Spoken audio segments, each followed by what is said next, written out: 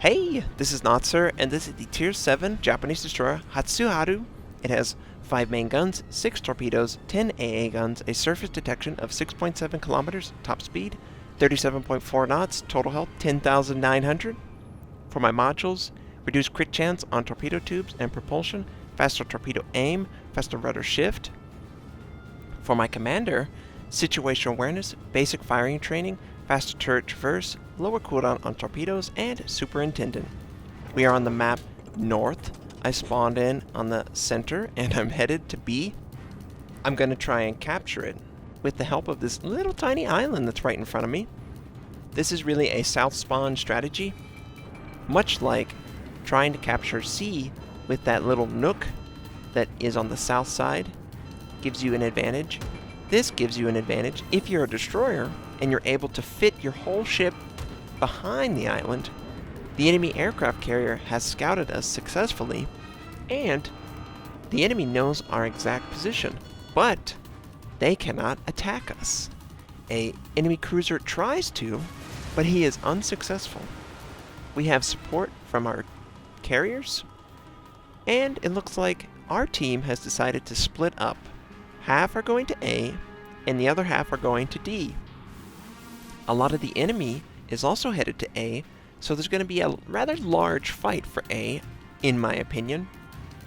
I see that there's an enemy battleship that has continued to sail south, has yet to decide to attack B or try and capture C. And I'm very curious, obviously, being at B, where he decides to go. We could theoretically shadow him and try and torpedo him. A friendly aircraft carrier is sending in dive bombers right now, and hopefully he has a lot of success. Now, the Hatsuharu is a rather interesting destroyer. It sits above one of the worst destroyers I've ever played, the Mutsuki, and it's 2 tiers above the best destroyer I've ever played, the Minikaze, which won't be the best come the patch. With all those big old nerfs, more destroyer nerfs, that's really what we need here at high tier.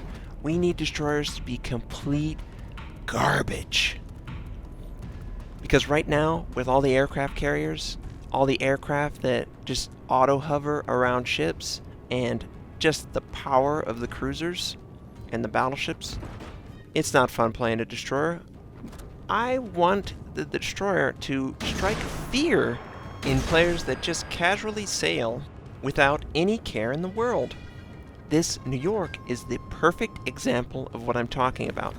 He has decided to sail west at a broadside angle, and we sent our torpedoes. We sent one at the indicator and one behind in case he decides to slow down or change his heading. But you can see the island actually shadows the torpedoes, and he doesn't realize his doom is upon him until it's too late. They're already within 1 to 2 kilometers, and he's going to take 1, 2, 3 torpedoes, propulsion knocked out, and he has no damage control. He had to use it for fires caused by the dive bomber. So he's going to die. But we're going to help him along just a little bit faster to get to the next battle. And we have a couple enemies that are not happy that we took out the enemy New York. They are trying to respond to my position, trying to eliminate me. So I use smoke to drop off their radar.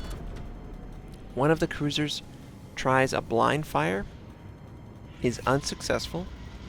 And there are 2 enemy cruisers that are headed behind an island, and I'm going to try and torpedo them. The island is going to conceal these torpedoes much like the first set, and I should have success with something. But this area is too hot. Over 4 enemy ships are coming to this area of the map. We got to get out of here. We can't afford to stay too long. A destroyer is only as good as its captain's ability to stay in stealth and surprise the enemy. Be unpredictable. Now, it looks like the first Omaha predicted the attack. But the second one, he is apparently oblivious. He's trying to maneuver outside of the torpedo attack, but he's gonna catch one of the torpedoes, and we only needed one. He is a tier 5, we're a tier 7. Our torpedoes just do a ton of damage. They're really designed to take on other tier 7s that generally have 10,000 more hit points, if not more. Tier for tier, class for class. So we're going to try and capture C. Since no one has captured C, we're going to try and support our team who is trying to defend D from the enemies. And here's the little nook that South Spawn also can take advantage of on the map north. The enemy is going to succeed in capturing B. There's just too many enemies there. And it looks like they've basically defeated all my friendlies that tried to capture A at the very beginning. We still have about 8 ships for us, 9 ships for them. It's still very close. Anyone's game. If we capture C, we'll give ourselves a better opportunity to win the game. But leaving C up this long really shouldn't happen. Someone from some team should see its value and capture it. And usually those are the destroyers. That's why in another destroyer video I explained that I like to go C then D, not D. Because C and D are a great transition, a natural transition. You are capturing a base that is closer to your spawn, and then you're transitioning through the gap to a further base. So you really don't need to put yourself in a position to take extra damage. As long as you can overcome the enemy pursuit near C, which generally happens, you should be alright.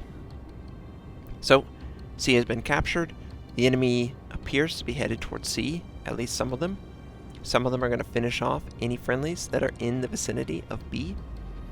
And I need to kind of start moving in, assisting my team, trying to put pressure on their flank, because they have torpedoes, and a friendly Wyoming looks like he's probably going to die. He's too low to really engage all the enemies, and he's too far forward.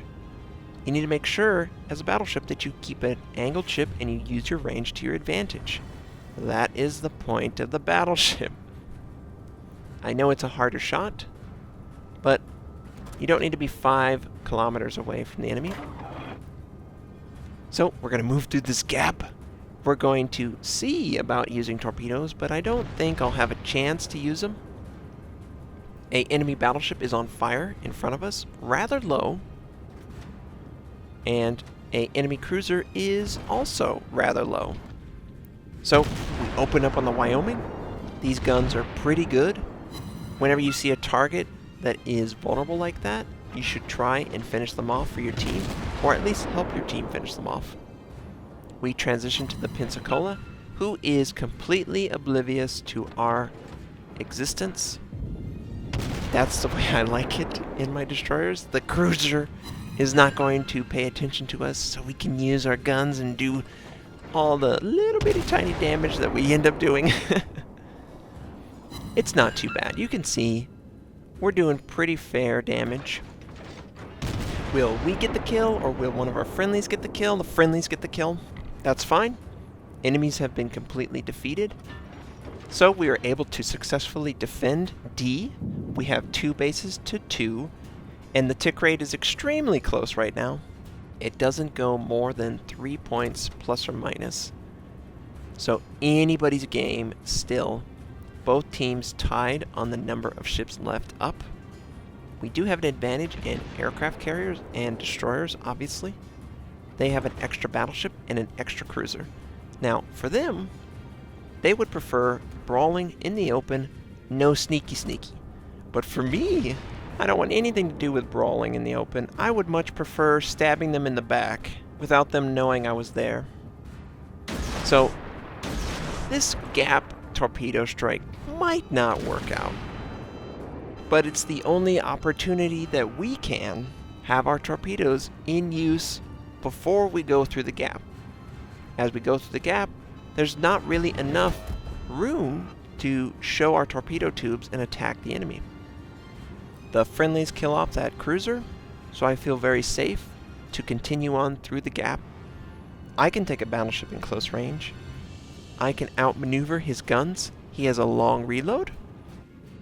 And in the time that it takes for him to reload his primary guns, we should have our torpedoes up and be at close range.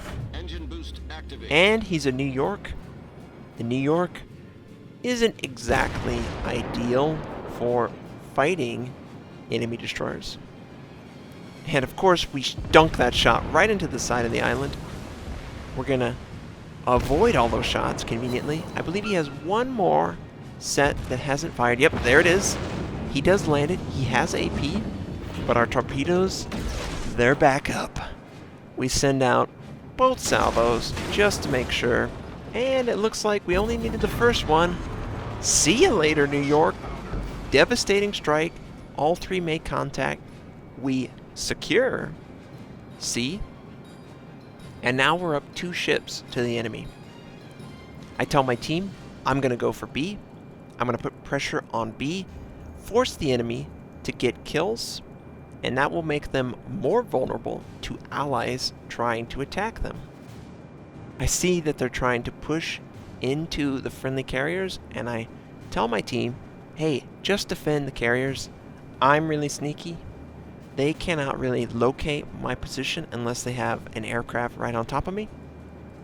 Which, speaking of aircraft, you really haven't seen the enemy aircraft gone over the island much in the center. Other than the initial attack, I haven't seen a lot of aircraft. So that tells me that the aircraft carrier might be shadowing his friendlies that pushed through A, have pushed through B, and are now trying to push us into D and C. I'm going to try and find him on the backside where he doesn't have a lot of defense. You know, it's the end of the game. There's very few ships up. And a destroyer is the perfect ship to find and eliminate enemy aircraft carriers late in the game. We locate an enemy battleship. He's way the hell out in the middle of nowhere. I don't know what this guy's been doing, but he is so far out of the fight, he probably hasn't fired a single shot the whole game. Now, we're not quite in range for torpedoes, and obviously, he sees that B is being captured. So, he must know. I hope he does. He must know. Oh! We see our prize! He has been shadowing the team. He is in the south side, and he's right next to an enemy battleship. So we send out all our torpedoes on the course that he is currently on. Most likely, he will avoid the torpedoes. Just the way it goes. He's got aircraft in the sky. They can scout for him. I can allow the torpedoes to go through the water and wait for a reload. I need to close the gap either way, in my opinion, to really land a successful torpedo strike. It's going to take about the same time it takes a torpedo to rearm. So when it's in the water, it's just one more obstacle, right? It controls territory in the sea. It forces the enemy to sail a certain way. And he is recalling his dive bomber, his fighters, and they scout me, obviously. So I'm like, screw it. He knows I'm here. He knows exactly where I am. I'm going to fire on him. I'm going to set him on fire. If I can set him on fire, he cannot rearm or he cannot send out aircraft. Fires are very powerful against aircraft carriers, obviously. And this is a rather large aircraft carrier. It's pretty easy to hit. And he's trying to be sneaky. And we gotta maneuver. Oh, this is gonna be close. Turn our butt. Oh, okay. We're good. We're good. Colorado still not really giving us the respect. Probably should. If you're in a position where a destroyer is close by, you should probably try and kill him.